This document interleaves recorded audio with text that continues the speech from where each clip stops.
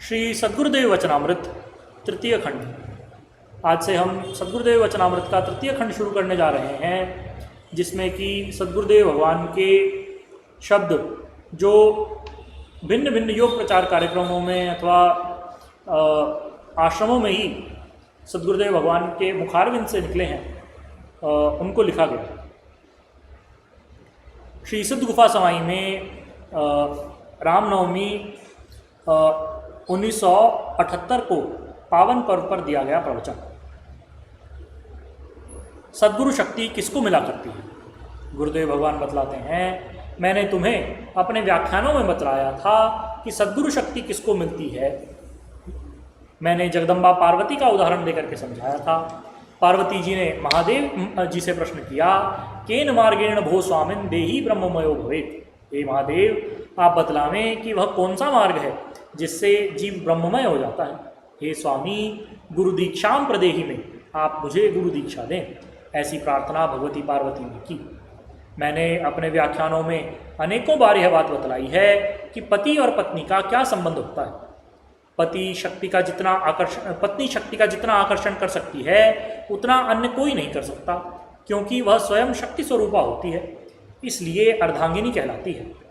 पति के वामांग रहने वाली वह अपने पति की शक्ति को आकर्षण करती रहती है, बशर्ते वह पति परायण हो। इस बात को हमने भी अपने योग प्रचार कार्यक्रमों में देखा है। अनेक स्थानों पर कई बच्चों को हमने योग दीक्षा दी, उनका अच्छा ध्यान चला। उन्हीं ध्यानी पतियों के संपर्क में रहने के कारण उनकी पत्नियों को भी घर बैठे बैठे वही अनुभूतियाँ होने लगी जो उनके पति ध्यान में देखा करते थे। यह इसलिए हुआ क्योंकि उनका संबंध इसी प्रकार का होता है जिससे वे शक्ति को खींचती रहती हैं। भगवान महादेव के वामांग में रहने वाली जगदम्बा पार्वती अपने पति से कहती हैं, मुझे गुरु दीक्षा दे दें। इसका मतलब हुआ कि गुरु जो शक्ति दे सकते हैं वह पत्नी होकर के भी वह आकर्षित नहीं कर सकते। योग दर्शन में सूत्र आता है, समाधि सिद्धिर ईश्वर प्रणिधानात्, ईश्वर प्रणिधानात् भक्ति विशेषात् आवर्जितः अभिमुखीकृतः ईश्वरः तम अनुगृह्णाति अभिध्यान मात्रेण इदम अस्याभिमतम अस्तु। अर्थात भक्ति विशेष से आकृष्ट किया हुआ ईश्वर अपने संकल्प से भक्त को अभीष्ट वस्तु दे दिया करते हैं। ईश्वर का ऐसा संकल्प हो जाने पर उसकी समाधि हो जाया करती है। यह ईश्वर के संकल्प का फल रहा।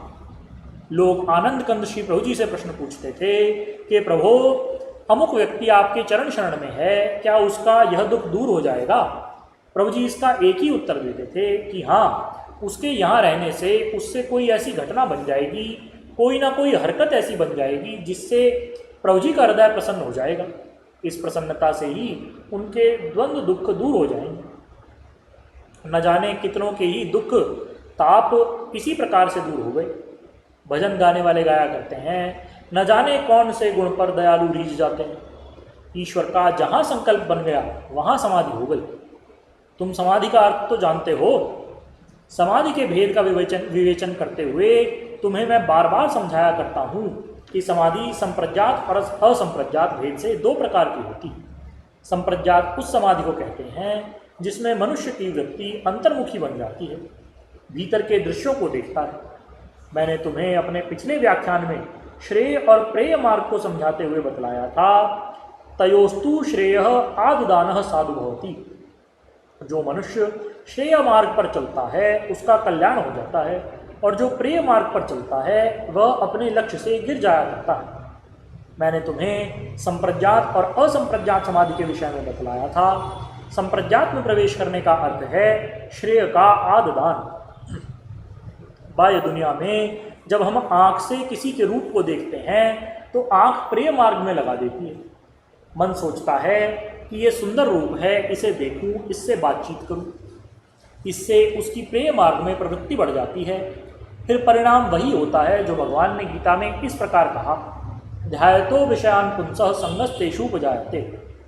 एक बार वासना का चिंतन किसी बहाने से शुरू किया, आँखों ने किसी रूप को दिखला दिया, मन ने उस रूप का चिंतन करना शुरू कर दिया, तो ये कैसे मिले, कैसे प्यार करे, इससे बंध जाता है। आँख ने उसे प्रवृत्ति में प्रेय मार्ग में लगा दिया।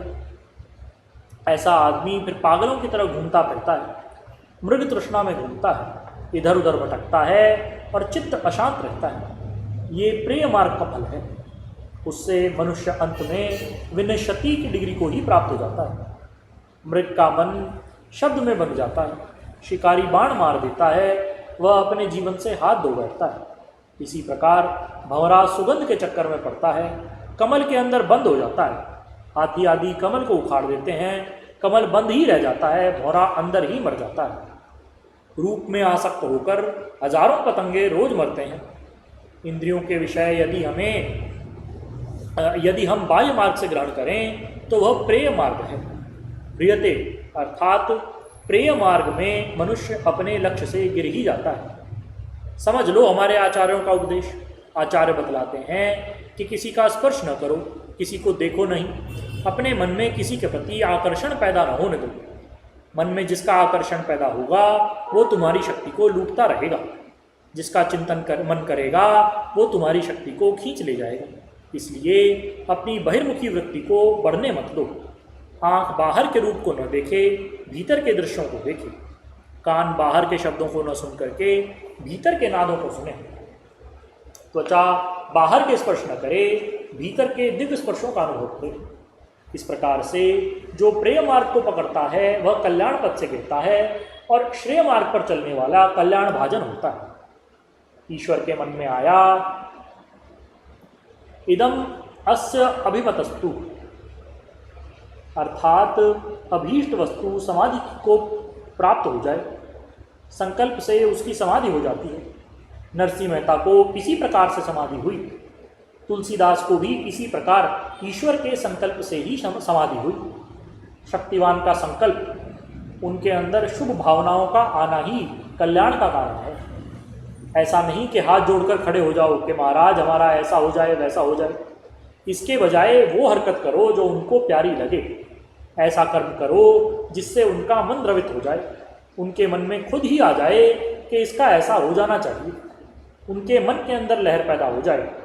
उस लहर में काम अपने आप हो जाया करता है, तुम्हारे कहने से नहीं होता।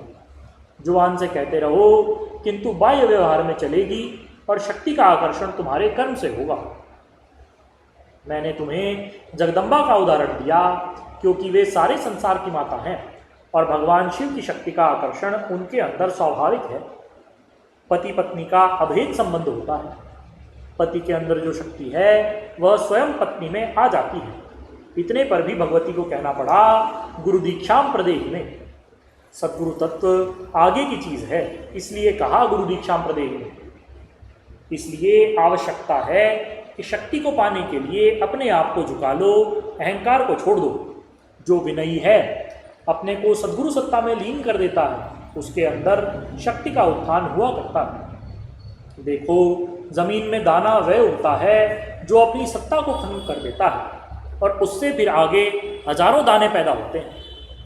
मैंने बताया था कि साधक के अंदर अभिमान नहीं होना चाहिए। अभिमान बड़ी बुरी चीज़ है। एक आदमी सेवा करता है और सेवा का उसको अभिमान है कि हमने तुम्हारी इतनी सेवा की, इतना काम कर दिया, तो सेवा का भार ही काफ़ी मुश्किल होगा उतारना। इसलिए गुरु सेवक को अभिमान नहीं होना चाहिए।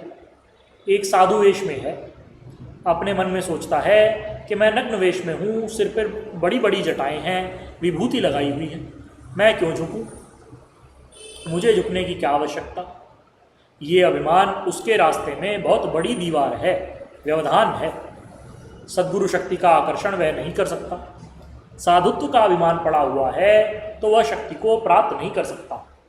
सेवा करके मनुष्य सेवा का मतलब निकाल ले कि मैंने इनकी सेवा की है, जैसे मैं इन्हें नचाऊं नाचना पड़ेगा, तो वह सेवा नहीं, वो तो उनको बांधने की चेष्टा कर रहा है। शेषकल। बोलिए श्री सद्गुरुदेव भगवान की जय। परम प्रभु श्री रामलाल जी महाराज की जय। योगीराज अनंत स्वामी श्री चंद्रमोहन जी महाराज की जय। श्री सदाशिव भगवान की जय। श्री वृंदावन बिहारी लाल की जय। श्री शंकर भगवान की जय। हर हर महादेव।